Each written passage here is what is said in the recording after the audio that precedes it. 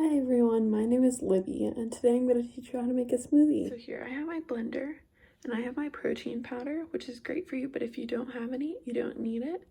Any type of milk, spinach, a banana, strawberries, and blueberries, and these two are frozen so that we don't have to add any ice later. So I added half of a banana, a big handful of spinach, a couple of strawberries, 2 spoonfuls of blueberries, a spoonful of protein powder, and some almond milk.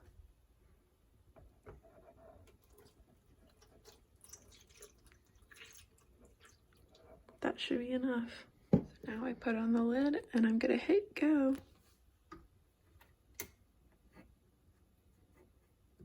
Thanks for going along with me. Bye.